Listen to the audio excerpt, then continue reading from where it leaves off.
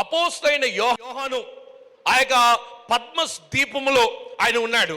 ఈ పద్మస్ అనే ఒక దీపము 10 కిలోమీటర్లు ఆ యొక్క విడ్త్ అనుకోండి, ఇంకా హైట్ వచ్చేసి దాదాపు 6 మైల్స్ అనమాట. 10/6 మైల్స్ కలిగిన ఒక అద్భుతమైన ప్రాంతము ఈ యొక్క పద్మస్ దీపం, ద ఐలాండ్. దీని చుట్టూ నీళ్లు ఉన్నాయన్నమాట. ఇది సముద్రానికి మధ్యలో ఉంది. ఇది ఈ యొక్క పద్మస్ అనే ప్రాంతము ఒక రాకీ ప్లేస్, ఒక పర్వతము లాంటి స్థలం అన్నమాట. దాని ద్వారా ఏమైందంటే ఈ యొక్క స్థలానికి ఎవరిని తీసుకువెళ్తారంటే భయంకరమైన ఖైదీల్ని ఆ ప్రాంతానికి తీసుకువెళ్తారు. ఆ తీసుకువెళ్ళి వదిలిన తర్వాత మరలా అక్కడికి ఎవరు అక్కడి నుంచి రావడానికి అవదనమాట. ఎంతకాలం ఈత కొట్టినా వారు గట్టికి రాలేని పరిస్థితి. ఇది ఒక భయంకరమైన ఆ యొక్క పనిష్మెంట్.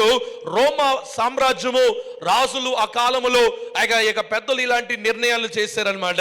దేవుని బిడ్డలారా, ఈ యొక్క ప్రకటన గ్రంథము అపోస్తలుడైన యోహాను ద్వారా 7 సంఘాలకి పంపించబడింది అనమాట.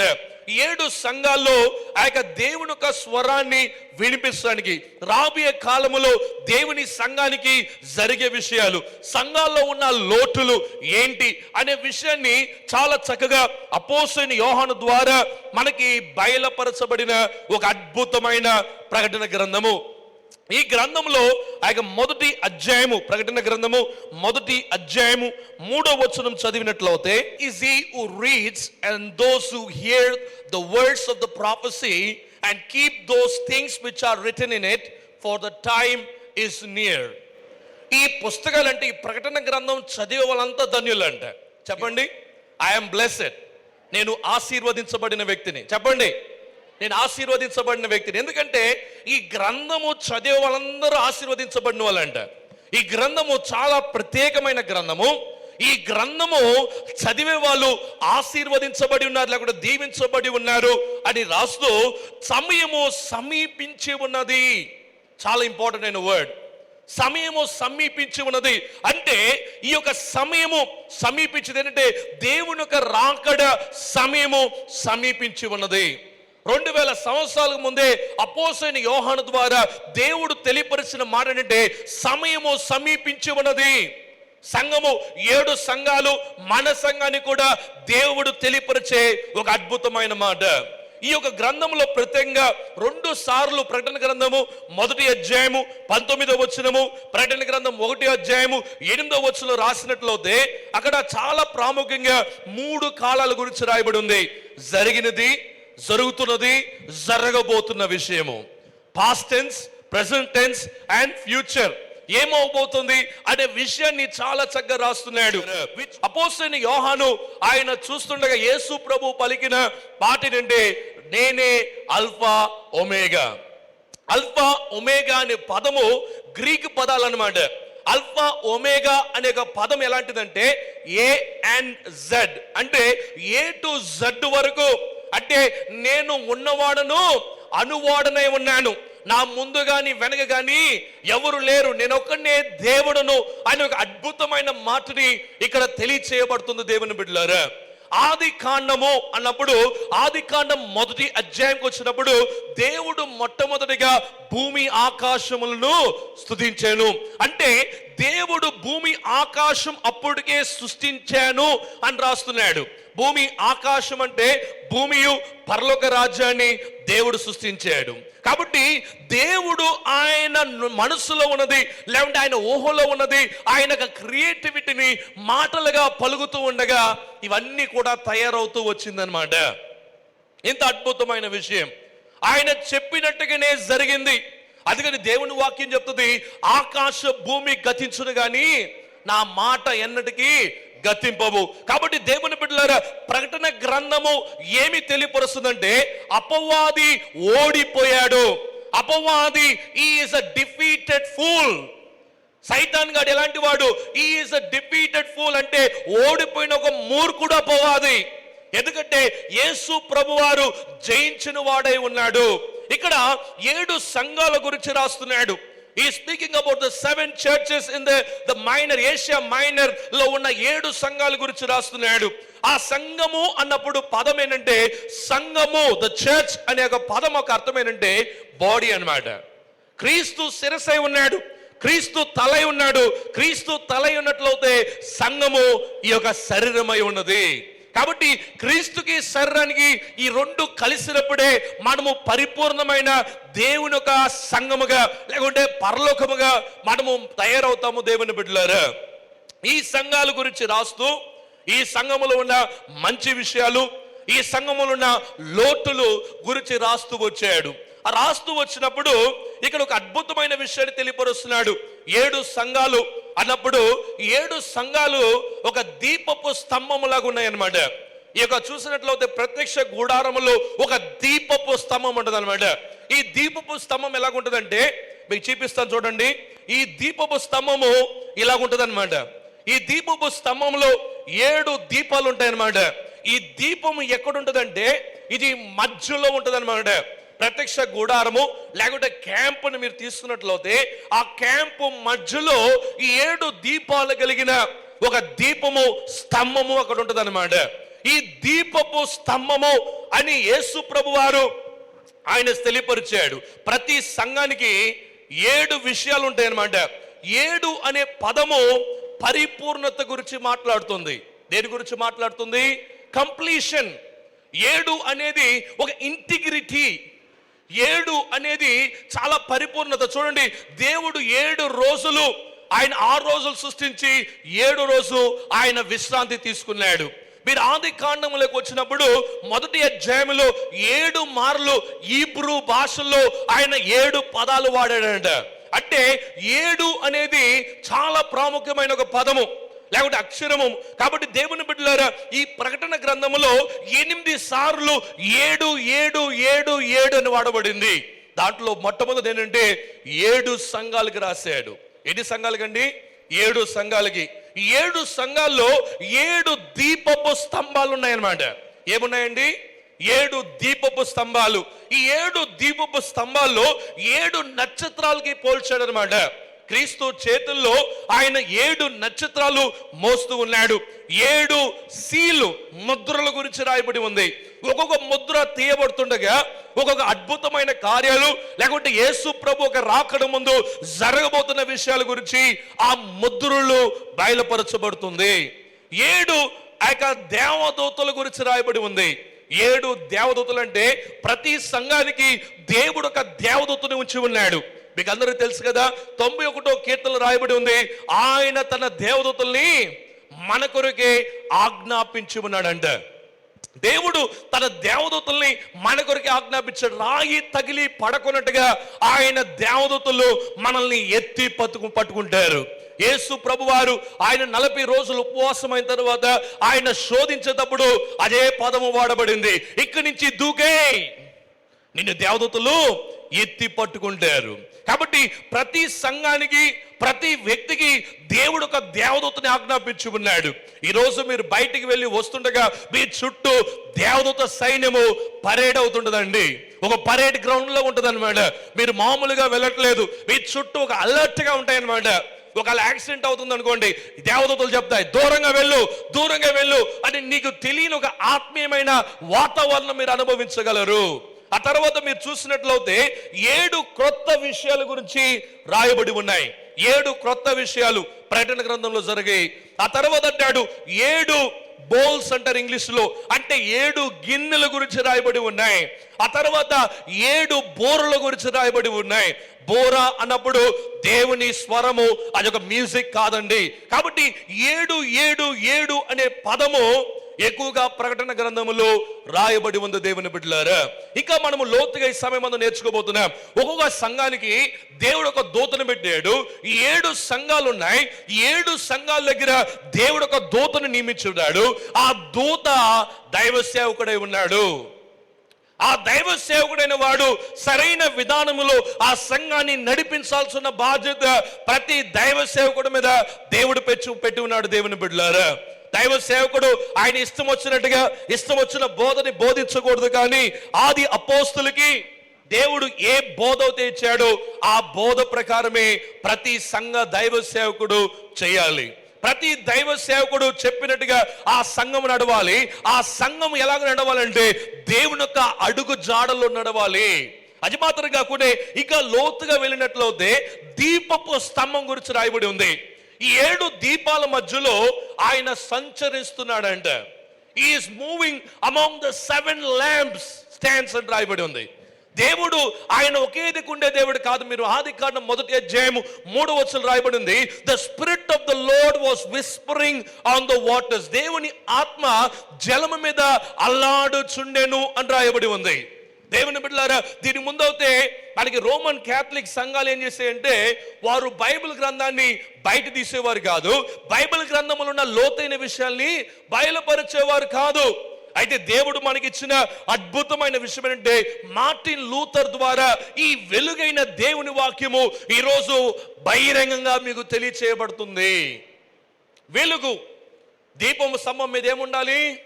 వెలుగు ప్రకాశించాలి. యేసు ప్రభు వారు ఒక ఉపమానం చెప్పాడు ఒకసారి. ఏమన్నారంటే మీ దీపపు స్తంభము, యేసు ప్రభు అన్నాడు దీపానంట దీపపు స్తంభం మీద ఉండాలి కానీ మంచం కింద కాలంట. మీరు సైన్స్ ప్రకారం చూసినట్లయితే ఒక దీపం, ఒక క్యాండిల్ ఉందనుకోండి, మీ ఇంటికి వెళ్ళి ఈ ప్రయోగం మీరు చేయాలి. ఒక క్యాండిల్లో వెలిగించిన తర్వాత దాని మీద ఒక పాత్రను పెట్టేసేయండి. కొంతసేపు దాన్ని మీరు అబ్జర్వ్ చేశారంటే గాజు లాంటి ఒక గాజుతో చేయబడిన దాంతో దాన్ని కప్పేయండి. ఆ క్యాండిల్ మీరు చూస్తుండగా బాగా వెలుగుతూనే ఉంటుంది. కాసేపు అయిన తర్వాత ఆ వెలుగు ఇటు అటు కదులుతుంటుంది అనమాట. ఇంకో కొంతసేపు ఏమవుతుందంటే ఆ దీపము కొంత కొంతగా తనకు వెలుగు తగ్గుతూ వస్తుంది.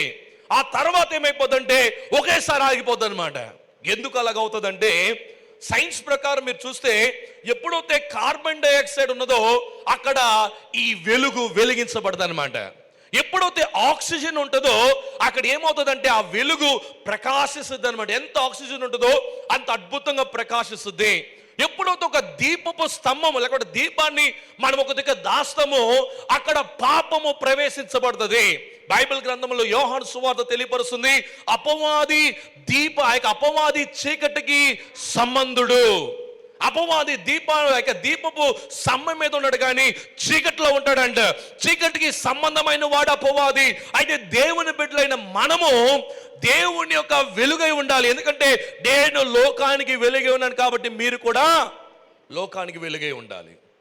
బాగా లోతుగా ఇంకా వెళ్తున్నాను, సబ్జెక్ట్ బాగా అర్థం చేసుకోండి. కాబట్టి ఈ దీపపు స్తంభము మంచం కింద ఉండడం కాదు. నేను క్రైస్తవునండి అని చెప్పి ముఖంలో లేకపోతే ప్లాస్టిక్ కవర్లో బైబిల్ పెట్టుకొని చర్చికి రావడం కాదు. ఆఫీసులో ఎవరికి తెలియకునే రహస్యంగా జీవించడం కాదు. నేను దేవుని బిడ్డనని చెప్పడానికి మనము దీపపు స్తంభం మీద ఉండాలి కానీ మంచం కింద దాచబట్టబడిన దొంగలుగా బ్రతకూడదండి. ఈ లోకములో మనము ఆరాధించే దేవుడు చాలా ఉన్నతమైన దేవుడు. ఆయన కన్నా గొప్ప దేవుడు ఆకాశమందు భూమి యందు భూమి కిందను లేడు. ఒకవేళ మీరు యూనివర్స్ అంతా పిక్చర్లు మీరు తీసుకున్నట్లయితే యూనివర్స్ అంతటిని ఆయన బలము కలిగిన మాటతో తయారు చేశాడు. ఈరోజు మనం చూస్తున్న సూర్యుడిని చూసి అబ్బో బాబోయ్, కొంతమంది సూర్యుడి నమస్కారం చేస్తారు. ఈ సూర్యుడిని చూసి ఇలాగనుకుంటే ఈ సూర్యుడి కన్నా కొన్ని కోట్ల టైమ్స్ వెలుగు కలిగిన స్టార్స్ ఉన్నాయండి పైన. ఈ సూర్యుడిని దేవుడు మన కోసం ఉంచాడు. ఈ సూర్యుడు లాంటి ప్రకాశవంతమైన దానికన్నా భయంకరమైన ఎలక్ట్రానిక్ ఫ్యూజన్, న్యూక్లియర్ ఫ్యూజన్ జరుగుతున్న చాలా రకాలైన స్టార్స్ ఉన్నాయి ఆకాశంలో. దేవుని బిడ్డలారా బాగా అర్థం చేసుకోండి. This is the planet which God has created for us. దేవుడి యొక్క భూమిని మన కోసం దేవుడు తయారు చేశాడు. ఇది మనుషుడు ఒక నివాస స్థలము. This is the place where the human beings can live. బాగా అర్థం చేసుకోండి. కాబట్టి ఈ యొక్క సంఘములో ఉన్న దీపపు స్తంభము వెలుగాలన్నమాట. వెలిగినప్పుడు మనము దేవునికి సాదృశ్యమైన వాళ్ళుగా ఉంటాం. మనము దీపపు స్తంభం మీద వెలుగుతూ ఉండాలి దేవుని బిడ్డలారా. చీకట్లో ఉన్న వ్యక్తులుగా ఉండకూడదు. చీకట్లో ఉన్నవాడు అబద్ధికుడు, మోసగాడు, అపవాది చీకట్లో ఉంటాడు. కానీ దేవుని బిడ్డలైన మనము ప్రకాశించాలి. మీరు ఒకవేళ అన్యుల మధ్యలో జీవిస్తుండొచ్చు, మీరు ఎలాంటి ప్రజల మధ్యలో జీవిస్తుండొచ్చు, మీరు వారి మధ్యలో మీరు దేవుని బిడ్డలుగా ప్రకాశించాలి. ఇక్కడ 7 సంఘాల గురించి రాస్తున్నాడు. నేను 7 సంఘాల గురించి డీప్గా వెళ్ళను కానీ 7 రకాలైన సంఘాల్లో 7 రకాలైన సమస్యలు కనిపిస్తున్నాయి. ప్రతి సంఘములో కొన్ని మంచి విషయాలు ఉన్నాయి, అయితే అదే సంఘములో కొన్ని చెడ్డ విషయాలు కూడా కనిపిస్తున్నాయి దేవుని బిడ్డలారా. అయితే దేవుని రాకడే ముందుగా రాకడే వస్తుందా ఫస్ట్, లేకుంటే సంఘము ఎత్తబడుతుందా, లేకుంటే సంఘము మొట్టమొదటిగా ఎత్తబడుతుందా, లేకుంటే ఆ తర్వాత రాకడ వస్తుందా? చాలా మంది కన్ఫ్యూజన్ లో ఉన్నారు. ఈ రోజు ఆ కన్ఫ్యూజన్ నుంచి మనము బయటపడదాం. దేవుని రాకడకు ముందు లేకుంటే ఈ యొక్క సంఘము ఎత్తబడక ముందు కొన్ని సూచనలు జరుగుతాయని రాయబడి ఉంది. మొట్టమొదటిగా క్రీస్తు యేసు ప్రభు వారు ఆయన దొంగలాగా వస్తానన్నాడు. He will come like a thief. ఈ దొంగలాగా వచ్చే వ్యక్తి అంటే ఆయన అందరికీ కనిపించేలాగా రాడనమాట. ఆయన ఒక క్షణం, ఒక రెప్ప పాటున ఆయన భూమికి వచ్చినప్పుడు అందరూ దేవుని యందు నమ్మకం కలిగిన వారు, లేకపోతే క్రీస్తు యేసు గొర్రెపిల్ల యొక్క రక్తము చేత కడగబడిన వాళ్ళు ఒక క్షణంలో మాయమైపోతారన్నమాట. అది సంఘము ఎత్తబడము అని. ఆ తర్వాత ట్రిబులేషన్స్ ఉంటాయి. ట్రిబులేషన్ అంటే శ్రమకాలం ఉంటుంది. ఆ తర్వాత ఆయన మరలా భూమికి వస్తాడు అని బైబిల్ గ్రంథములో చాలా చక్కగా రెవల్యూషన్స్ రాయబడి ఉన్నాయి. కాబట్టి సంఘము ఎత్తబడుతుంది.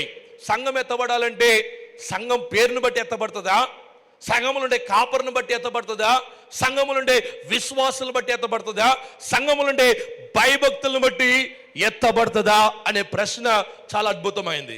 కొన్ని సంఘాలు ఇలాగంటారు, నేను పలానా సంఘం పేరు పెడితేనే, మీరు మా చర్చికి వస్తేనే మీరు పరలోక రాజ్యం వెళ్తారు. చాలా భయంకరం అండి. నువ్వు ఏ చర్చికి వెళ్తున్నావు అనేది ఇంపార్టెంట్ కాదు. నువ్వు మన్నా చర్చికి వెళ్తున్నావా, లూథరన్ చర్చికి వెళ్తున్నావా, జీడిఎం చర్చికి వెళ్తున్నావా, లేకుంటే చర్చ్ ఆఫ్ క్రైస్ట్కి వెళ్తున్నావా, లోకంలో ఏ చర్చికి వెళ్ళినా చర్చికి వెళ్ళడం చేత ఏమీ లేదండి. చర్చికి వెళ్ళడం చేత ఒక బిల్డింగ్ లెక్క ఎంటర్ అవుతున్నావు అంతే. అయితే దేవుడు చూసేది చర్చ్ బిల్డింగ్ మీద ఉన్న ఆ పేరును బట్టి దేవుడు చూడు, లేకుంటే మీరు ఏం పేరు పెట్టుకున్నారో ఆ పేరుని అసలు ఆయన చూడడు. దేవుడు చూసేది నీ హృదయాన్ని. దేవుడు చూసేది ఈ just absorbs and he will justify your heart. అది మాత్రం బాగా గ్యారంటీ తీసుకోండి. మన్నా చర్చికి వచ్చిన అందరూ పరలోక రాజ్యం వెళ్తారంటే భూమిలో ఉన్న వాళ్ళందరూ ఇక్కడికి వస్తారండి. ఈరోజు ఎన్నో రకాలైన చర్చెస్ వచ్చేసాయి. అయితే చర్చ్ అనేది ఎత్తబడుతుంది ఎప్పుడంటే మనల్ని బట్టి ఎత్తబడుతుందండి. మన విశ్వాసాన్ని బట్టి, మనం దేవుని యొక్క వాక్యాన్ని నమ్మకం బట్టి మనం ఎత్తబడతాము. దేవుని బిడ్డలారా, నమ్మి బాప్టిజం పొందిన వాడు రక్షించబడను, నమ్మని వాడు శిక్ష పొందుకుంటానంటాడు దేవుని వాక్యం. నమ్మడం అంటే ఏంటి? యేసు ప్రభువే దేవుడు నమ్మడము. సృష్టికర్తను మాత్రమే వేరే ఎవరు నేను ఆరాధించును, ఆయన ఒక్కడే దేవుడు అని నమ్మి ఆయన బిడ్డగా నేను ఉంటాను అని లోకానికి తెలియచేయడానికి బాప్టిజం తీసుకోవడం అన్నమాట. అంటే బాప్టిజం అంటే ఒక వ్యక్తిని ఇలా ఉంచారంటే నేను పాపమంతా నేను పాతి పెడుతున్నాను, నా పాత జీవితం అంతా నేను పాతి పెడుతున్నాను, ఇదిగో క్రీస్తునందు నేను నూతనమైన వ్యక్తిగా మార్చబడి ఉన్నాను, ఇదిగో పాతవి గతించిపోయాను, ఇదిగో సమస్తము క్రొత్తవాయను. అది మాత్రం కాకుండా నేను ఈ లోకములో పాతి పెట్టబడి ఉన్నాను కానీ క్రీస్తునందు నేను పునరుత్థానం అవుతాను అనేదే బాప్టిజము. దేవుని బిడ్డలారా, ఎవరైతే యేసు ప్రభుకి రక్తం చేత కడగబడి యేసు ప్రభు దేవుడు నమ్మి బాప్టిజం పొందిన వారు ముద్రించబడతారనమాట. వారు అభిషేకం పొందుకోవాలి, పరిశుద్ధాత్మ అనుభవాన్ని వారు పొందుకోవాలి. పరిశుద్ధాత్మ అనుభవం ప్రతి మానవులకి దేవుడిస్తాడు. ఆయన ప్రతి మాంసమైన ప్రతి మానవుల మీద నా ఆత్మని కుమ్మరిస్తానని వాగ్దానం చేశాడు. కాబట్టి ఆయన ఆత్మ చేత నింపబడాలి.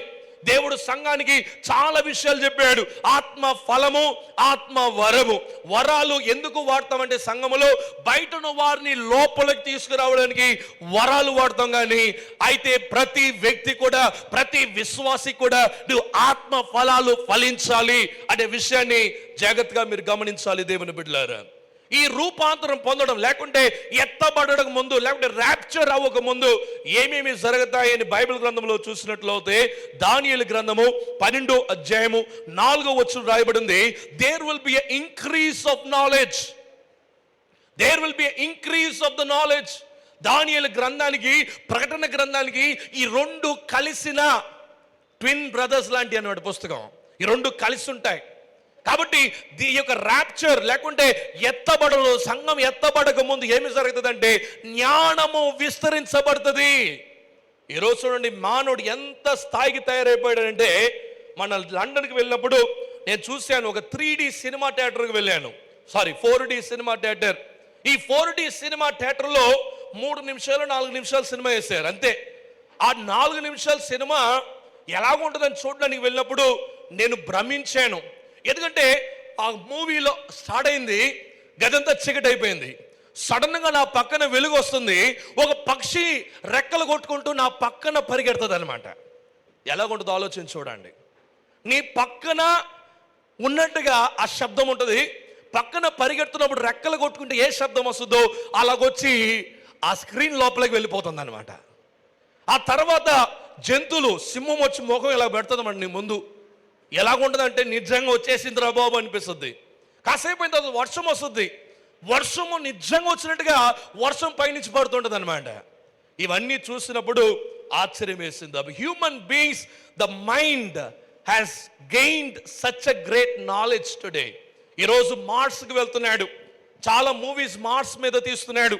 ఈరోజు మార్స్కి ఆ ప్రయాణం అవ్వాలి, మార్స్లో ఇల్లు కట్టుకోవాలని కొంతకాలం ముందు TV9లో ఒక పెద్ద అడ్వర్టైజ్మెంట్ ఇచ్చారు. ఇన్ని కోట్లు ఉన్నట్లయితే మార్స్కి మేము పంపిస్తాం, అయితే మరలా మాత్రం మీరు వస్తారనే గ్యారంటీ లేదు అన్నాడు. మూన్కి వెళ్ళారు చాలా మంది, మూన్లో రీసెర్చ్ చేస్తున్నాడు.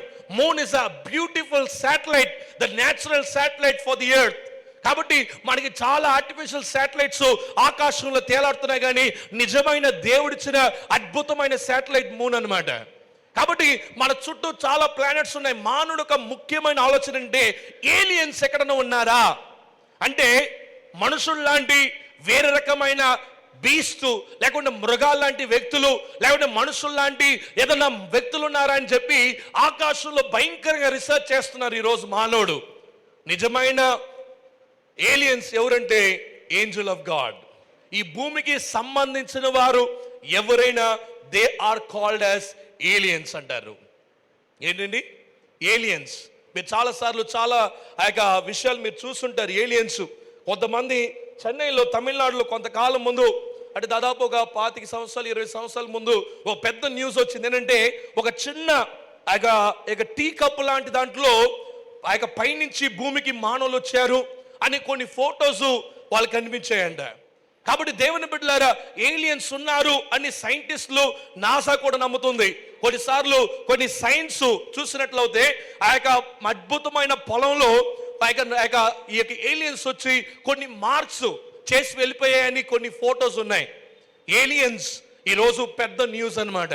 సినిమా థియేటర్లో ఏలియన్స్ అనే సినిమా, దాంట్లో ఎలాంటి ఒక పాత్ర ఉన్నా ప్రజలు అవి 100 రోజులు కాదు 360 రోజులు ఆడుతుంది. ఎందుకంటే మనుషుడు ఒక బ్రెయిన్ అంతా ఎక్కడుందంటే, ఈ రోజు నేను ఏదో ఒక ఏలియన్ని నేను కనిపెట్టాలి, ఈ భూమిలో లేని ఒక మనుషుని నేను కనిపెట్టాలి. కొన్ని సంవత్సరాల ముందు టర్మినేటర్ 1, 2, 3, తర్వాత టర్మినేటర్ ట్రాన్స్ఫర్మేషన్ అనుకుంటాను. ఈ మూవీస్ అన్ని ఏంటంటే ఇక బొమ్మలు, రోబోస్ ద్వారా ఈ భూమి వెళ్తుంది. మానవుడు ఒక ఉద్దేశం అంతా ఎలాగుందంటే, నాకన్నా గొప్పది ఏదో ఒకటి కనిపెట్టాలి, నాకన్నా ఏదో ఒకటి గొప్పగా చేయాలి. అంటే బాగా అర్థం చేసుకోండి, the brain of the human being is gaining such a great knowledge where it can attain any level of being. ఒకటి అర్థం చేసుకోవాలి, దేవుని రూపంలో మనం ఉన్నాం కాబట్టి మనల్ని దేవుడు ఎంత అద్భుతంగా తయారు చేశాడంటే, మనం క్రియేటివిటీ, ఆ మైండ్ని దేవుడు మనకిచ్చాడు. ఈ క్రియేటివిటీయే ఈరోజు గ్రాఫిక్స్ అంటున్నాం. ఈ క్రియేటివిటీయే భూమి నుంచి రాకెట్స్ పైకి వెళ్ళిపోతున్నాయి. ఈ క్రియేటివిటీయే కొన్ని పవర్ఫుల్ కెమెరాస్ ఆ యొక్క ఆకాశంలో తేలాడుతున్నాయి, ఫోటోలు తీస్తున్నాయి. కొన్ని లైట్ ఇయర్స్ ట్రావెల్ చేసి కొన్ని ఫోటోస్, అంటే కొన్ని ఫోటోస్ 5 hours పడుతున్నాయి, కొన్ని ఫోటోస్ 5 రోజులు పడుతున్నాయి, కొన్ని ఫోటోస్ 40 రోజులు పడతాయి అనమాట, ఆకాశం నుంచి భూమికి రావడానికి అనమాట. అంటే there is a gain of knowledge. ఈరోజు నా కొడుకు, నా భార్య మంచి టీచర్ అండి. ఆవిడ 2.5 years 2.5 సంవత్సరం కలిగినప్పుడు ఫానిక్స్ నేర్పించింది. నా కొడుకు 3వ సంవత్సరంలో చదవడం ప్రారంభించాడు. నేను ఆశ్చర్యపోయాను, ఏంట్రా బాబు ఈ జ్ఞానం ఎక్కడి నుంచి వచ్చింది? 3rd year అంటే 3వ సంవత్సరంలో ఆయన ఇంగ్లీష్ ఒక పదాలు చదవడం ప్రారంభించాడు. ఆశ్చర్యం వేసింది. దేవుని బిడ్డలారా, ఈరోజు హ్యూమన్ బీయింగ్స్ ఒక నాలెడ్జ్ చాలా గొప్పగా పెరిగిపోతుంది. ఎంత అద్భుతమైన నాలెడ్జ్ దేవుడు ఇచ్చాడు. అయితే బాగా అర్థం చేసుకోండి, ఆయన రాకడకు ముందు జ్ఞానము విస్తరిస్తుంది. ఆ తర్వాత మీరు బాగా లోతుగా మీరు అర్థం చేసుకోండి. ఈరోజు స్పేస్ షిప్ కానీ, నాసా కానీ, ఆస్ట్రోనాట్స్ కానీ, ఇంకా సైన్స్ చాలా అద్భుతంగా పెరుగుతూ వస్తుంది. అది మాత్రం కాకుండా ఈరోజు టెక్నాలజీ ఇక చాలా అభివృద్ధిగా, చాలా అద్భుతంగా పెరిగిపోతుంది. ఈరోజు మొబైల్స్ చూడండి, మొబైల్స్ చాలా అద్భుతమైన వ్యవస్థ అండి. ఇంకా రాబోయే కాలంలో చేతుల్లో పట్టుకోలేని మొబైల్ రాబోతుంది. చిన్న పేపర్ లాంటిది అనమాట. ఇలా తీస్తే ఓపెన్ చేసుకోవచ్చు. కొంతకాలం అయిన తర్వాత టీవీలు రాబోతున్నాయి. ఈరోజు ఆస్ట్రేలియా దేశంలో గడిచిన సంవత్సరం నా భార్య వెళ్ళినప్పుడు మైండ్ని చదవగలిగిన మిషన్లు తయారైపోతున్నాయి. ఎవడన్నా దొంగతనం చేసాడు అనుకోండి, ఎవడన్నా హత్య చేసుకోండి, ఏం లే, ఆ మైండ్ని ఆ యొక్క సిస్టమ్లో అక్కడ పెట్టేసి దానికి కనెక్షన్లు ఇచ్చి కంటికి కెమెరాలు పెట్టి దాంట్లో మాట్లాడుతుండగా సత్యం అంతా బయటకు వచ్చేస్తుంది అనమాట. మైండ్ ఎలాగూ మానవుడు తయారు చేస్తున్నాడంటే దీంట్లో ఉండే విషయాలన్నీ కూడా ఒక పెన్ డ్రైవ్ పెట్టి ఎలా కాపీ చేయగలమో బ్రెయిన్లో ఉన్న మెమరీ అంతా కాపీ చేయడానికి మానవుడు తయారైపోతున్నాడు. మానవుడు ఏ స్థాయికి వెళ్ళిపోతున్నాడంటే ఒక వ్యక్తిని తయారు చేయడానికి ఈ వ్యక్తి తెల్లగా పుట్టాలి. ఒక నల్లగా ఉండేవాళ్ళు ఆస్ట్రేలియాలో ఇప్పుడు కొత్త టెక్నాలజీ వస్తుంది. అమెరికాలో ఏంటంటే మీ పిల్లలు తెల్లగా పుట్టాలంటే వాళ్ళు ఆ యొక్క పుట్టక ముందే ప్లాన్ చేస్తున్నారు.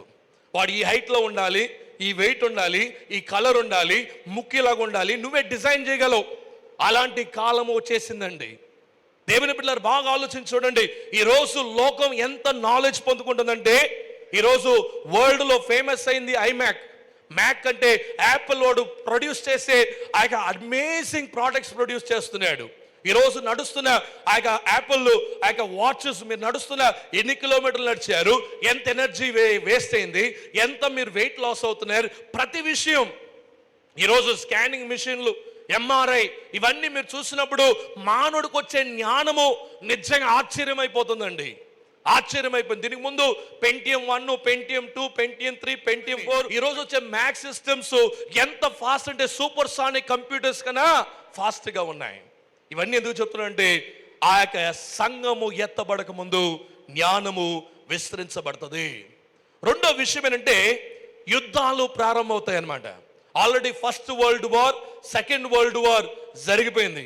వచ్చే నెల నేను సెప్టెంబర్ నెలలో జపాన్ దేశానికి వెళ్తున్నాను సువార్త ప్రకటించడానికి. జపాన్ దేశంలో ఉండి 3 రోజులు ఉపవాస ప్రార్థన నియమించాం. అక్కడ సంఘంలో ఉండే కొన్ని సేవకులు వచ్చి మేము ఉపవాసం ఉండి జపాన్ దేశం ఒక రివైవల్ గురించి ప్రార్థన చేయాలని ఒక ఆలోచన కలిగింది. జపాన్ దేశం, south Korea, Singapore, Malaysia, Indonesia దేశంలో దాదాపు 4500 కిలోమీటర్లు రాత్రంతా ప్రయాణం చేస్తూ పగలంతా కూడికల్లో ప్రసంగాలు చేయాలని ఒక గొప్ప ప్లాన్తో, ఒక పెద్ద స్కెడ్యూల్తో వెళ్తున్నాను. దేవుని బిడ్డలు ఆలోచించి చూడండి, జపాన్ దేశం ఒక నిమిషంలో దాన్ని నాశనం అయిపోయింది. జపాన్ దేశంలో పేలినప్పుడు బాంబు అంట the human bodies were melted అని రాయబడి ఉంది. దేవుని బిడ్డలారా, ఆ యొక్క బైబిల్ గ్రంథంలో జకరియా గ్రంథము 14వ అధ్యాయం 12వ వచనం రాయబడింది. This is the plague which the lord will strike all over the nation that fought against the Jerusalem.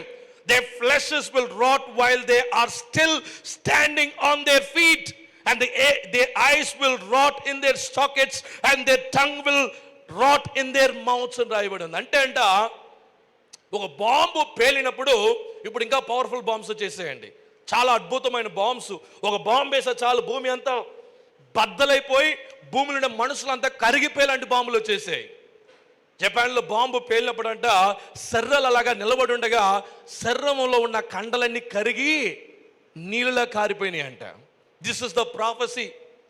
దీని గురించి చాలా మంది ఆ యొక్క శాస్త్రులు దీన్ని చాలా రకాలుగా ధ్యానించారు. దేవుని బిడ్డలారా, భూమిలో యుద్ధాల గురించి వింటారు. యేసు ప్రభు వారు చెప్పారు, యుద్ధాల గురించి విన్నప్పుడల్లా నన్ను జ్ఞాపకం చేసుకోండి, సమయము దగ్గరైపోయింది. ఈరోజు చూడండి, పాకిస్తాన్ ఇండియాకి, ఈరోజు గల్ఫ్ కంట్రీలో ఎక్కడ చూసిన బాంబులు. మన సమీప కాలంలో నాకు ఒక స్నేహితులు నజరైన్ అనే యొక్క ప్రాంతంలో గల్ఫ్లో ఉన్నారు. గల్ఫ్ ఆ నజరైన్ అని చెప్పబడుతున్న చుట్టుపక్కల బాంబులు పేలుతూనే ఉన్నాయంట. టపాకులు పేలినట్టు బాంబులు పేలుతున్నాయి. కాబట్టి దేవుని బిడ్డలారా, ఈరోజు యుద్ధపు సమస్యలు ఎక్కువగా వింటున్నాము. థర్డ్ వరల్డ్ వార్ ఇంకా కొంతకాలంలో ట్రిగర్ అవడానికి చాలా అద్భుతమైన అవకాశాలు ఉన్నాయి. ఇంకా మనం చూసినట్లయితే ద మోస్ట్ థర్డ్ సైన్, ఆ యొక్క ర్యాప్చర్ ముందు జరగాల్సిన మూడో విషయం ఏంటంటే the rebirth of Israel. Israel దేశము మరలా తిరిగి జన్మించడం. ఈరోజు ఆ యొక్క కొంతమంది దైవ సేవకులు, శాస్త్రులు దీని గురించి ఆలోచించారు. ఒకవేళ Israel, if the Israel is not reborn, then the prophecy of the revelation and the old testament is going to fail అని రాశాడు ఒక ఆయన. తెలుసా మీకు ఆ విషయం? ఒకవేళ ఇజ్రాయిల్ దేశము తిరిగి జన్మించంటే ఆ దేశము మరలా ఫామ్ అవ్వకపోయినట్లయితే మేజర్ ప్రాఫిట్స్ అందరూ కూడా, ప్రాఫెసీస్ అన్ని కూడా తప్పవడానికి అవకాశం ఉందండి. అయితే మీరు మే మాసము 15వ తారీఖున 1948లో ఇజ్రాయేల్ దేశము సరౌండింగ్ ఆ చుట్టూన్న దేశాలతో యుద్ధం చేసి తన స్వంత దేశాన్ని తిరిగి సంపాదించింది. అంటే అర్థం చేసుకోండి, సమయము ఇంకా దగ్గరైపోయింది. అంటే 1948లో ఆ విషయం ఆల్రెడీ జరిగిపోయింది. కాబట్టి అప్పటికే అర్థమైపోయింది ఏంటంటే కొంత major leaders in the nation, పెద్ద శాస్త్ర న్యాయం వాళ్ళందరూ నేర్చుకున్న ఒక విషయం ఏంటంటే ఆల్రెడీ ఇది రీబర్త్ అయిపోయింది కాబట్టి ఇంకా దగ్గరైపోయామనే విషయాన్ని తెలుసుకున్నారు దేవుని బిడ్డలారా. ఇంకా దగ్గరే అది మీరు ఇంకా బాగా లోతుగా నేర్చుకోవాలన్నట్లయితే యెషయా గ్రంథం 66వ అధ్యాయం 8వ వచనము, అదే మత్తయి సువార్త 24వ అధ్యాయము 32వ వచనంలో ఈ విషయాన్ని మీరు ఇంకా లోతుగా నేర్చుకోవచ్చు దేవుని బిడ్డలారా. 4వ ముఖ్యమైన విషయం ఏంటంటే ద రీబిల్ట్ ఆఫ్ జెరూసలేం. యెరూషలేము మరలా తిరిగి కట్టించబడము. అందుకని కీర్తనలో 102వ కీర్తన 16వ వచనం అంటాడు, for the lord will rebuild the Zion and appear in his glory. కాబట్టి యెరూషలేము తిరిగి అది కట్టబడుతుంది అనమాట.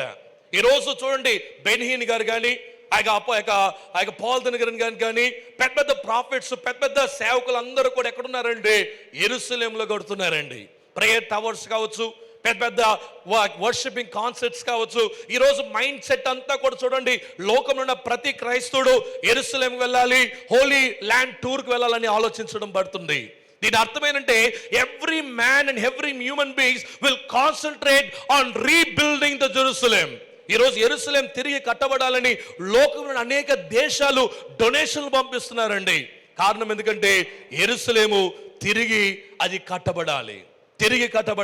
ఇక మనం లోతుగా వెళ్ళినట్లయితే 5వ సైన్ ఏంటంటే ఈ ర్యాప్చర్ ముందు జరగాల్సి ఉన్నది. 2 విట్నెసెస్. మీరు ప్రకటన గ్రంథం 11వ అధ్యాయము 9 నుంచి 10వ వచనం చదివినట్లయితే అంటే వాళ్ళని సమాధి చేయకుండా 3.5 రోజులు వారి శవాలంట యెరూషలేములో ఉంటాయి. వీరిద్దరూ దేవుని యొక్క సాక్షులు అని రాయబడి ఉంది. వీరిద్దరు సాక్షులు. ఈ యొక్క విషయాన్ని బట్టి బైబిల్ గ్రంథంలో చాలా ప్రాఫెసీస్ ఉన్నాయండి. వీరి శవాలు ఎందుకు యెరూషలేము వీధిలో పడి ఉండాలి? ఈ విషయాన్ని లోకములో ఉన్న ప్రతి జాతులు, ప్రతి భాషలు మాట్లాడేవారు, ప్రతి దేశస్తులు, ప్రతి ప్రజలు దాన్ని చూస్తారంట. ఆ ఇద్దరు కూడా ఒక ప్రవక్తలు. వారిని భయంకరంగా హింసిస్తారు. వారు దాదాపు 3.5 సంవత్సరాలు వారు పరిచర్య జరిగిస్తారు. ఆ తర్వాత వారిని భయంకరంగా వేధించి వారిని సిగ్గుపడేలాగా చేసి వారిని చంపేస్తారు. వారి శవాల్ని పాతి పెట్టడానికి లేదు. ఈ యొక్క మరణం అనేది చాలా భయంకరమైన మరణం. బైబిల్ గ్రంథంలో నేను ధ్యానిస్తుండగా చాలా మంది అలాంటి మరణాన్ని పొందుకున్నారు. 2 రాజుల గ్రంథం 9వ అధ్యాయము 10వ వచనంలో యెజబేలు ఆవిడ మరణించిన తర్వాత అక్కడ భయంకరంగా ఏమైందంటే ఆవిడ శరీరాన్ని పాతి పెట్టుకున్నట్టుగా చూస్తున్నాం. ఆవిడ శరీరాన్ని కుక్కలు తినిపడేసాయంట. చాలా భయంకరమైన విషయం అండి, చాలా శాపకరమైన విషయం. మన శరీరము పాతి పెట్టబడాలి. పాతి పెట్టుకుని ఒక రాణి యొక్క శరీరము కుక్కలు తినేలాగా తయారైపోయిందంట. బైబిల్ గ్రంథంలో ఇంకా చూసినట్లయితే కీర్తనలు 79వ కీర్తన 2వ వచనము, ఆ తర్వాత యెరెమయా 7వ అధ్యాయము 33వ వచనంలో ఇలాంటి ఒక మరణాన్ని మనం చూస్తున్నాం. కుక్కలు తినేయడం, పక్షులు తినేయడం, ఇలాంటి విషయాన్ని చూస్తున్నాం. గొలియాతు కూడా అలాగంటాడు దావీదుని చూసి, నీ శరీరాన్ని ఏం చేస్తాను? కాకులకి వేస్తాను, కుక్కలకి వేస్తాను. అంటే ఆ మరణము చాలా భయంకరమైన మరణం అన్నమాట. అది మంచి మరణం కాదు. అయితే బైబిల్ గ్రంథంలో జాగ్రత్తగా మీరు గమనించినట్లయితే మలాకి గ్రంథం 4వ అధ్యాయం 5వ వచనంలో, behold I will send you Elijah the prophet before the great and awesome day of the lord's coming అని రాయబడి ఉంది. దేవుడు రాకముందు ఎలియా ఈ భూమికి వస్తాడు.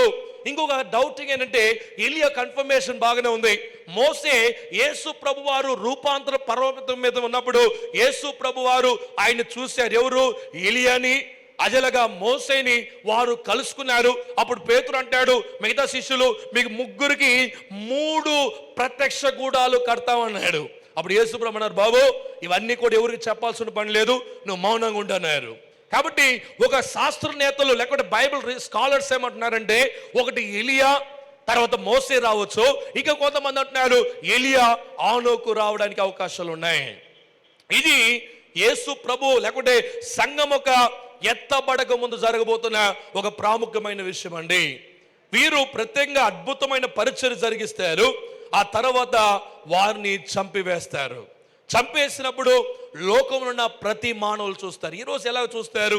మీరు చూసినట్లయితే ఐఫోన్ కొనుక్కున్నారనుకోండి, లేకుంటే మీకు చాలా మందికి చాలా ఫోన్స్ ఉన్నాయి, స్కైప్ అంటాం, ఇంకా కొన్ని సాఫ్ట్వేర్స్ వచ్చేసేయండి.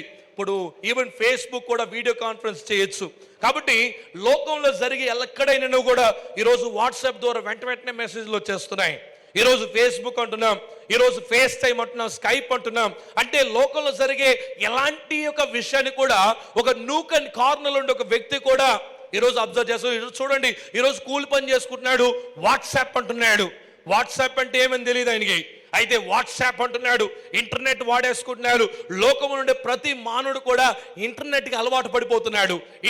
ఇంటర్నెట్ లేకపోతే బ్రతకలేని స్థాయికి అయిపోయాడు మానవుడు.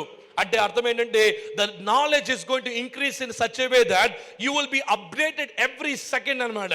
ప్రతి క్షణము కూడా లోకంలో జరిగే విషయాలు తెలియపరుస్తాయి. దాంట్లో ప్రాముఖ్యంగా ఈ విషయం తెలుసుకుంటే, ఈరోజు ఐపీఎల్ వరల్డ్ మ్యాచ్ ఫైనల్ అంటేనే అందరూ మా పనులు మానేసుకుని టీవీ ముందు కూర్చుంటున్నాం.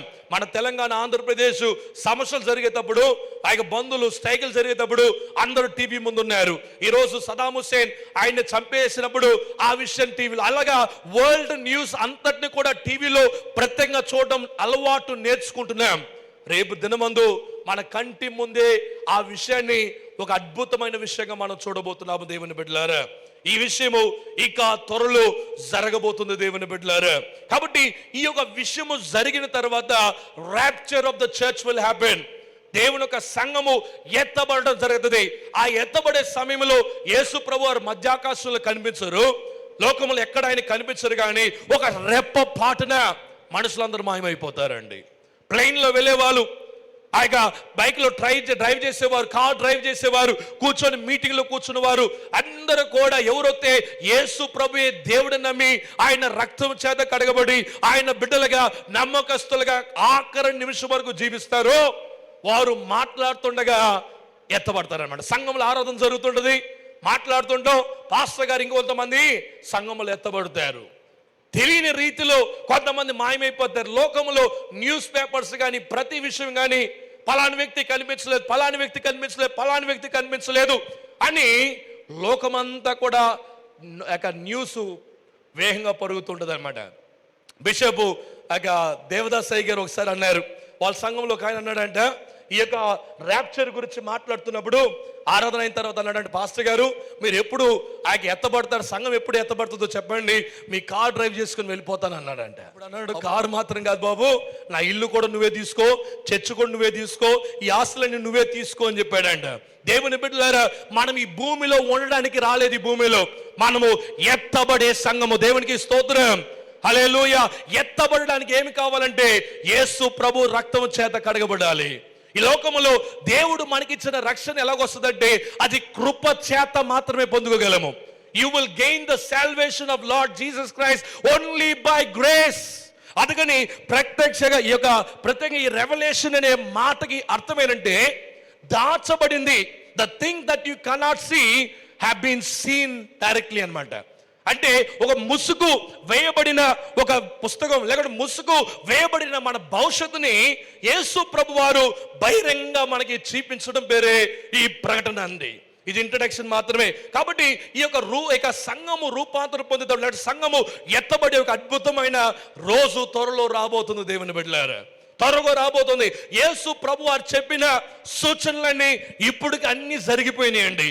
త్వరలో మనము ఈ విషయాన్ని ఎలియా లేకపోతే మోసే లేకపోతే ఎలియా ఏనోకు వీరిద్దరు రాబోతున్నారు. మనము త్వరగా సంఘము ఎత్తబడుతుందండి. హల్లెలూయా, హల్లెలూయా. ఈ భూమిలో మనం ఉండడానికి రాలేదు, దేవుని యొక్క రాకడకు ముందుగా ఎత్తబడే ఒక సంఘం వస్తుంది.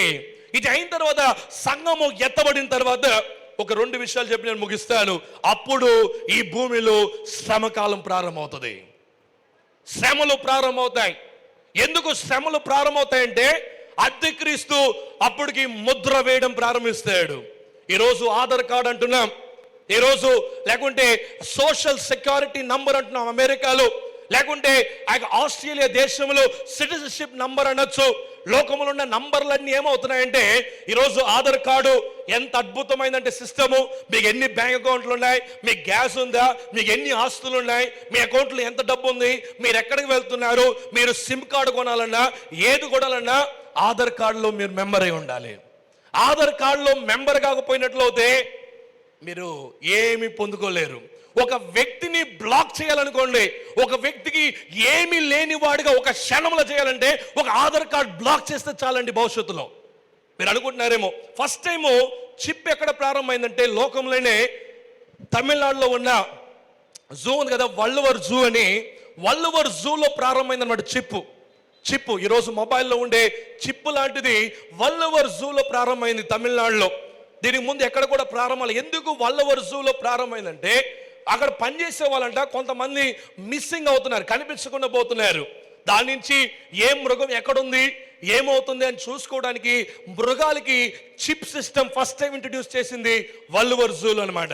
ఈ వల్లువర్ జూలో చిప్ పెట్టడం చేత సింహం ఎక్కడ తిరుగుతుంది, ఈ యొక్క మిగతా జంతువులు ఎక్కడెక్కడ తిరుగుతున్నాయి, అక్కడ మనుషులు ఎవరైనా దగ్గరున్నట్లయితే వెంటనే వారికి కబురు పెట్టేవారు అనమాట. ఒరే జాగ్రత్త, ఇంకో కిలోమీటర్లో అక్కడ సింహం ఉంది, ఇదిగో నీ రైట్ సైడ్ పెద్ద పాము ఉంది, ఈ విషయాలు చెప్పడం ప్రారంభించారు. ఈరోజు లోకంలో ఉన్న ప్రతి జంతువు కూడా ఈ యొక్క చిప్ ఇన్సర్ట్ చేస్తున్నారు. మీరు నేషనల్ జియోగ్రఫిక్ ఛానల్, ఇతర ఛానల్లో మీరు చూసినట్లయితే ఈ చిప్ సిస్టము చాలా చక్కగా నేర్పించారు. మన రీసెంట్గా కూడా డిస్కవరీ ఛానల్ ఒక ప్రోగ్రామ్ చూస్తున్నాను. ఆ యొక్క కింగ్ కోబ్రాకి ఆ చిప్ వేసారు. వారి ఇంటి దగ్గర ఎక్కడుందని కనిపెట్టడానికి ఆ రెడార్కి సంబంధించిన ఒక మిషన్ ఇలాగ పెడుతుండగా పెప్ అన్నది అక్కడే పాము ఉందని వాళ్ళు తెలుసుకున్నారు. అంటే ఈ లోకంలో చిప్ సిస్టమ్ తయారైపోతుంది. ఈరోజు మన్నా జూబ్లీ చర్చ్లో ఎవరెవరు చర్చికి వచ్చారు అని గవర్నమెంట్కి ఒక లెక్క ఉందండి. తెలుసా విషయం మీకు? ఈరోజు ఈ శాటిలైట్ పైన మీరు చూసినట్లయితే ఒకవేళ మనకి ఇంకా అడ్వాన్స్ అవ్వాలి మన భారతదేశం, అమెరికా దేశంలో ఒక కారు ఆ దారిలో వెళ్తుండగా ఏ కారు ఎక్కడికి వెళ్తుంది అనే విషయాన్ని శాటిలైట్ చెప్పేస్తుంది అనమాట. నేను లండన్కి వెళ్ళినప్పుడు లండన్ అనే ఒక సిటీకి the city that never sleeps అని రాశాడు. The city that never sleeps అంటే టాయిలెట్లో మాత్రమే కెమెరాలు ఉన్నాయి, కానీ మిగతా అన్ని దగ్గర కెమెరాలు ఉంటాయి. టాయిలెట్లో ఎంటర్ అయ్యే టైం కూడా కెమెరా ఉంటుంది అనమాట. అంటే నువ్వు ఎక్కడికి వెళ్తున్నావు, ఏం చేస్తున్నావు, ఏమి కొంటున్నావు, ఏమి చేయట్లేదు, ప్రతి విషయం తెలుసు. ఈరోజు ఫేస్బుక్లో లాగిన్ అవుతానే ఒక కామెంట్ మీరు పెట్టారనుకోండి, ఒక పోస్ట్ పెడితేనే మీరు ఎక్కడి నుంచి పెట్టారు అనే విషయం మీకు తెలుస్తుంది. మీరు ఫేస్బుక్లోకి వెళ్ళి కింద మ్యాప్ ఉంటుంది, మ్యాప్లోకి వెళ్ళి మీరు చూసారనుకోండి, మీరు ఏ దేశానికి వెళ్ళారు, ఎక్కడెక్కడ ఫేస్బుక్ వాడారు, ఆ దేశం అన్నింటిలో కూడా మీ మార్కులు కనిపిస్తాయి. మీరు చెక్ చేసుకోండి ఇంటికి వెళ్ళి. ఇంకా చెప్పాలంటే ఈరోజు మన్నా జూబ్లీ చర్చ్లో ఎంత మంది ఉన్నారు అని గవర్నమెంట్కి ఎలాగ లెక్క తెలుసండి అనుకోవచ్చు. మీ సెల్ ఫోన్లు ఎక్కడెక్కడికి వెళ్తాయో అవన్నీ కూడా ట్రాకింగ్ సిస్టంలో ఉన్నాయన్నమాట. ఈరోజు ఆ యొక్క గవర్నమెంట్ ఈరోజు మన్నా చర్చ్లు ఎవరు ఉన్నారని శాటిలైట్కి వాళ్ళు ఒక లింక్ పెట్టారనుకోండి, ఇక్కడ నంబర్ టైప్ చేశారనుకోండి, మా నంబర్లన్నీ పడిపోతాయి. నంబర్లన్నీ పడిపోతానే మన ఐడి ప్రూఫ్లు ఉంటాయి అనమాట, పేర్లు ఫోటోలు వెంటనే వచ్చేస్తాయి అనమాట. మన్నా చర్చ్కి ఇంతమంది వెళ్ళారు, పలానా వ్యక్తులు వెళ్ళారు, లిస్టు వెళ్ళిపోతున్నారేమో. ఒక ఆధార్ కార్డ్ అనుకుంటే ఒక వ్యక్తిని బికారిగా చేయగలదు అనమాట, పనికిరాని వాడిగా చేయగలదు. దేవుని బిడ్డలారా, అంటే అంత్యక్రీస్తు దినము చాలా దగ్గరైపోతుందనే విషయాన్ని మీరు నేర్చుకోవాలి. దేవుని బిడ్డలారా, ఈరోజు లోకం ఎంత అద్భుతమైన సిస్టంలో వెళ్తుందంటే కొన్ని దేశాల్లో చిప్ సిస్టమ్ ప్రారంభించేసిందండి. ఒక చిన్న ఇంజెక్షన్ అనమాట, అలా పొడిస్తేనే లోపలికి వెళ్ళిపోద్ది. మీరు ఎక్కడ వెళ్ళినా మీరు వాడగలరు. ఈరోజు పరంజ్యోతి స్కూల్లో వారు ఒక ఐడెంటిటీ కార్డు వాడుతున్నారు. ఆ ఐడెంటిటీ కార్డులో మీకు తెలుసో తెలియదు కానీ పరంజ్యోతి స్కూల్ వాడుతున్న ఐడెంటిటీ కార్డులో ఆ బిడ్డని ఎవడన్నా దొంగలించి తీసుకెళ్ళిపోయాడు అనుకోండి, ట్రాకింగ్ సిస్టమ్ కార్డు దాంట్లో ఉందన్నమాట. ట్రాకింగ్ సిస్టమ్ కార్డు ఉంది ఆ పరంజ్యోతి స్కూల్ ఐడి కార్డులో. ఎవడన్నా ఆ బిడ్డని తెలియకుండా దొంగతనం చేసి తీసుకెళ్లాలంటే వాడిని సింపుల్గా పట్టుకోగలం అనమాట. ట్రాకింగ్ సిస్టంలో ఆ బిడ్డకున్న ఐడెంటిటీ కార్డ్ నంబర్ టైప్ చేస్తేనే శాటిలైట్ చెప్తుంది పలాని వీధిలో పలాని ఇంటిలో ఉన్నాడు వాడు అని చెప్పేస్తుంది అనమాట. దేవుని బిడ్డలారా, ఎంత అడ్వాన్స్ అయిపోయిందంటే ఇంకొంతకాలం అంటారు ఎందుకు ఐడి కార్డులో పెట్టడం అండి, ఐడి కార్డు పోతే ఏమవుతుంది, కష్టం అవుతుంది. కాబట్టి ఒక చిన్న ఇంజెక్షన్ లాగేస్తాం. ఆ ఇంజెక్షన్ ఉంటే మీరు ఎక్కడ వెళ్ళినా, ఎవడు మిమ్మల్ని పట్టుకో వెళ్ళినా, మీరు ఎక్కడ వెళ్ళినా తెలిసిపోద్ది. ఇంకా చెప్పాలంటే ఇంకా కొంతకాలంలో భర్త ఏ ఇంటికి వెళ్ళాడు, ఏ ఇంటిలో ఎంతసేపు ఉన్నాడు, లిస్ట్ అంతా కూడా భారీగా తెలిసిపోద్ది. ఇంక సైట్ సెటప్లన్నీ ఉండవు. 10 నిమిషాలు ఒక ఆవిడతో మాట్లాడుతుంటే ఆ 2 చిప్పులు కలిసి 10 నిమిషాలు ఉన్నాయంటేనే వెంటనే ఇన్ఫర్మేషన్ భారీ కూడా వెళ్ళిపోద్ది. దేవుని బిడ్డలారా, ప్రైవసీ అంటాం ఫేస్బుక్లో, లోకములో. There is no privacy in this world. ఈ ఎర్త్లో ప్రైవసీ లేదు. ఒకవేళ ప్రైవసీ నాకు వద్దు అంటే నువ్వు అన్నిటినీ మానేసేయాలి. అప్పుడు నీకు ఫుడ్ ఉండదు, బెడ్ ఉండదు, రేషన్ ఉండదు, ఏముండవు. ఆఖరిగా నువ్వు అలాగనే చనిపోవాలన్నమాట. That is called as tribulation time అంటారు.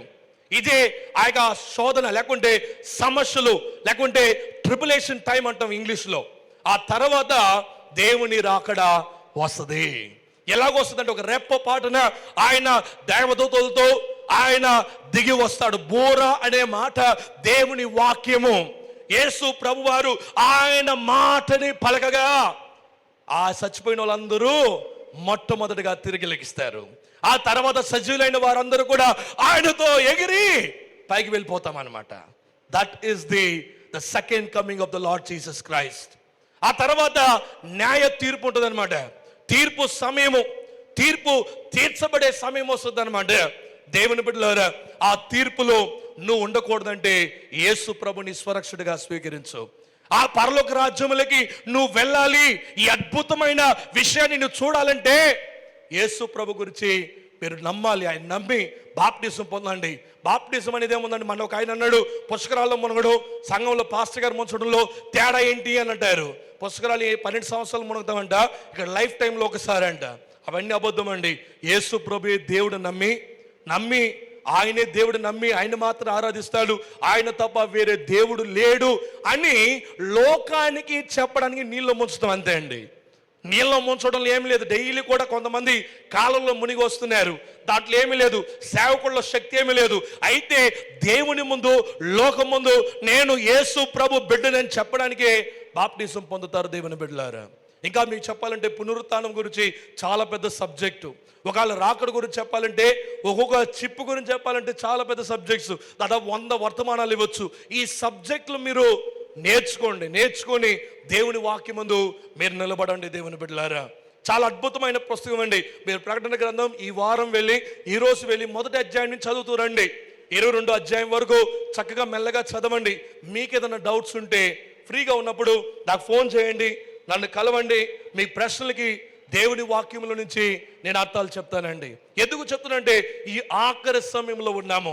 ఏ సమయమో ఏ గడియో తెలియదు. రిలాక్స్ అవ్వద్దు. దేవుని రాకడ చాలా సమీపంగా ఉంది. కాబట్టి నమ్మిన వాడు రక్షించబడతాడు, నమ్మని వాడు శిక్ష విధి పొందుకుంటాడు దేవుని బిడ్డలారా. కాబట్టి ప్రకటన దానియేలు గ్రంథములో ముద్ర వేయమంటాడు, ప్రకటన గ్రంథములో ముద్రని విప్పమంటున్నాడు. మన ముందు దాచబడింది ఏమీ లేదు. బైబిల్ గ్రంథములో చాలా చక్కగా ప్రకటన గ్రంథం మీరు చదవండి. దాంట్లో బోల్డని సత్యాలు పరిశుద్ధాత్మ దేవుడే ఆయన మీకు బయలుపరుస్తాడు. కాబట్టి మనుష్య కుమారుడు ఆయన మేఘారూపుడే మన మధ్యలోకి రాబోతున్నాడు. ఒక విషయం చెప్పిన, యోసేపుకి యేసు ప్రభుకి చాలా అద్భుతమైన సంబంధాలు ఉన్నాయండి. ఒక 12 విషయాలు ఉన్నాయి, నేను త్వరగా చెప్తాను, జాగ్రత్తగా వినండి. యోసేపు అనే మాటకి అర్థమేనంటే రక్షణ. యేసు ప్రభు ఒక మాటకి అర్థమేనంటే రక్షణ. వీరిద్దరు పేర్లు 2 కోయిన్సైడ్ అవుతాయి. ఈ 2 ప్రాఫెసీస్ కూడా కోయిన్సైడ్ అవుతున్నాయి. చూడండి, ఈ యొక్క యోసేపు వాళ్ళ తండ్రికి ఫేవరెట్ సన్ అన్నమాట. యేసు ప్రభు వారు ఓన్లీ బిగాటన్ సన్ అని రాయబడి ఉంది. ఈ యొక్క యోసేపుకి చాలా రంగుల బట్టలు వేయబడి ఉన్నాయి. యేసు ప్రభుకి ఈ ఓర్ ఆ రాయల్ డ్రెస్ అని రాయబడి ఉంది. అంటే ఒక రాసు వేసుకునే అంగిది యేసు ప్రభు వారు వేసుకున్నారు. అందుకని ఆయన సిలువ వేయబడినప్పుడు ఆయన అంగిని వాళ్ళు పంచుకోవడం ప్రారంభించారు. ఎందుకంటే చాలా విలువైన బట్టలు అన్నమాట. యోసేపు వారి తల్లి యొక్క సహోదరుల కొరకే ఆయన ఏం చేశారంటే అన్నం తీసుకువెళ్ళడానికి, వాళ్ళ తండ్రికి సందేశం తీసుకువెళ్ళడానికి వచ్చారు. యేసు ప్రభు వారు ఆయన పరలోక రాజ్యం విడిచిపెట్టి ఈ భూమికి మన కోసం వచ్చాడు. యోసేపు వారి సహోదరులందరి చేత తునీకరించబడ్డాడు. యేసు ప్రభు వారు ఈ భూమిలో ఉన్న ప్రతి మానవుడి కొరకై ఆయన తునీకరించబడ్డాడు. యోసేపు ఆఖరిగా ఆయన బానిసుడిగా ఉన్నాడు. ఆయన 20 వెండి నాణ్యాలకి అమ్మబడ్డాడు. యేసు ప్రభు వారు 33 వెండి నాణ్యాలకి ఆయన అమ్మబడ్డాడు. యోసేపు ఆయన్ని బాండెడ్గా అంటే బానిసుడిగా పెట్టారు. ఆ తర్వాత ఆయన్ని జైల్లో పెట్టారు. యేసు ప్రభు వారిని కూడా ఆయన హింసించారు.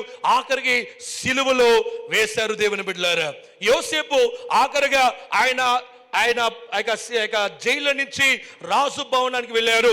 యేసు ప్రభు వారు ఆయన సమాధి నుంచి ఆయన పునరుత్థానమయ్యాడు. యోసేపు వారి సహోదరులందరికీ వారి కుటుంబస్తులందరికీ అన్నం పెట్టారు. యేసు ప్రభు వారు ఏం చేశారంటే మనల్ని అపవాది నుంచి రక్షించి మనందరికీ స్వాతంత్రము ఆయన ఇచ్చాడు. యోసేపు కానాను దేశంకి మార్గము, ఐగుప్తు దేశం నుంచి కానాను దేశానికి మార్గం చూపించారు. యేసు ప్రభు వారు పరలోక రాజ్యముకి మార్గం చూపించారు. కాబట్టి దేవుని బిడ్డలారా, కడవరి దినాల్లో ఉన్నాం. ఇంకా నువ్వు నమ్మి బాప్టిజం పొందకపోయినట్లయితే ఈ రోజు నీకు మిక్కిలి అనుకూలమైన సమయము. కాలం బ్రతుకుతావో తెలియదు, ఏ రోగం ఎప్పుడు వచ్చి ఎలా చచ్చిపోతామో మనకు తెలియదు, ఎక్కడ యాక్సిడెంట్లో పోతామా, ఏ రూపంలో పోతామా, లేకుంటే సంఘం ఎప్పుడు ఎత్తబడుతుందా తెలియని పరిస్థితిలో ఉన్నాం. నమ్మి బాప్టిజం పొందిన వారు రక్షించబడతారు, నమ్మని వాడు శిక్షను పొందుకుంటాడు. ఒకవేళ ఇంకొక ప్రశ్న అడిగా, చాకరి ప్రశ్న, బ్రదర్ నేను బాప్టిజం పొందాను కానీ అప్పుడప్పుడు పాపంలో పడిపోతూనే ఉన్నాను బ్రదర్, ఏం చేయాలి అన్నప్పుడు ఒకే విషయం మీరు గుర్తు చేసుకోవాల్సిందంటే, మనము ఇన్బిల్ట్ పాపంతో బ్రతుకుతున్నాం. ఇన్బిల్ట్ పాపం అంటే ఈ లోకం అంతా కూడా పాపంలో జీవిస్తున్నాం. ఒక సముద్రంలో చేప ఎలాగ ఉప్పు సముద్రంలో ఎలాగ ఉప్పు ఉంటుందో అలాగే చేప ఎలాగ వెళ్తుందో, చేపలు ఎలాగ ఉప్పు లేకుండా ఉందో అలాగనే మనం బ్రతకాలి. మన చుట్టూ పాపం ఉంటుంది, ఎక్కడ చూసిన పాపం, న్యూస్ పేపర్ల పాపం, టీవీలో పాపం, మాటల్లో పాపం, కంటి చూపుల పాపం, అన్ని పాపం ఉండగా మనం ఒకటి చేయాలి. యేసు ప్రభు ఒక రక్తము చేత ప్రతి క్షణము కడగబడాలి. This is the only formula which you can exercise every day to live a holy life. యేసు ప్రభు ఒక రక్తం చేత అనుక్షణము కడగబడాలి. రక్త ద్వారాలుగా ఆయన చేత మనం కడగబడినప్పుడు మనము పరిశుద్ధులుగా మార్చబడతాము. దేవుని బిడ్డలారా, చర్చికి రావడం చేత, బైబిల్ చదవడం చేత, ప్రార్థన చేయడం చేత, ఏదో పుణ్య కార్యాలు చేయడం చేత, ఇన్ని చేయడం చేత నువ్వు పరిశుద్ధులుగా మార్చబడడానికి లేదు. కానీ యేసు ప్రభు ఒక రక్తము మాత్రమే, అది ఉచితమైన రక్తము, అది కృప చేత మాత్రమే మనం రక్షించబడతాం.